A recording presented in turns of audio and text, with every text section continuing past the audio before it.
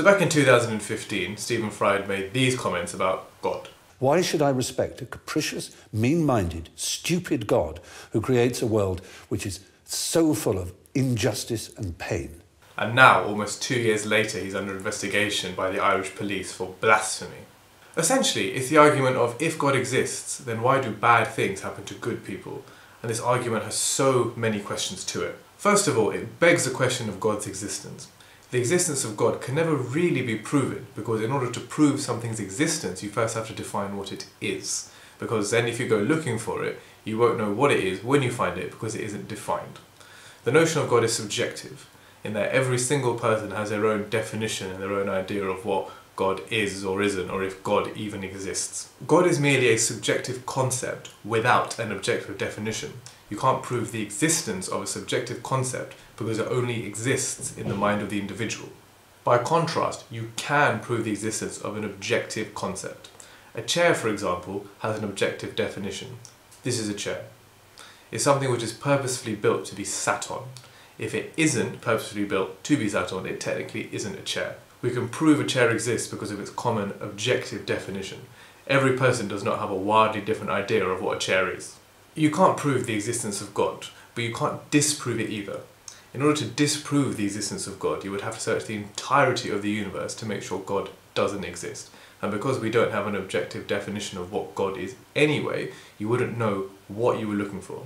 Then if you did search the entirety of the universe and find you didn't find God, God may exist outside of space and time, which we as humans have no comprehension of.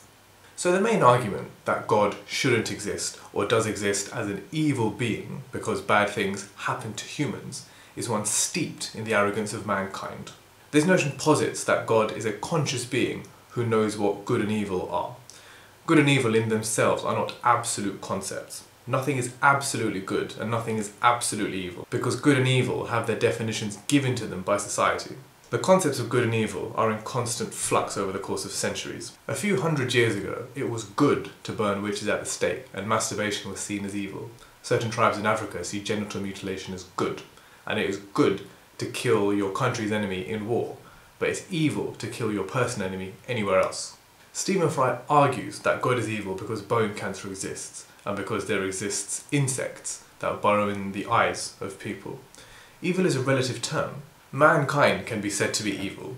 It's untold how many billions of creatures man has killed in order to feed himself, despite the fact that humanity can survive on vegetation alone. We've created a hole in the ozone layer, and we're consuming planetary resources at an alarming rate. We're making the planet worse off for other life forms and essentially speeding up its inevitable death. From this perspective, if God is said to be a conscious, sentient being who does good in the face of evil, it's entirely rational to argue that God would be doing good in wiping humanity off the face of the earth in punishment for the evil that humanity has done to other forms of life and the planet, and to protect the planet itself. To believe that God is evil or a malevolent being because he doesn't prevent bad things happening to humans is to say that the human is more important than anything else in existence, that the human has more value, is an idea which comes from the sheer arrogance of man. Man believes himself to be the most important creature in the universe, despite his fragility and insignificance. Man can only exist naturally on Earth in our current state. If you were to put man in his natural state anywhere in the universe, man would die.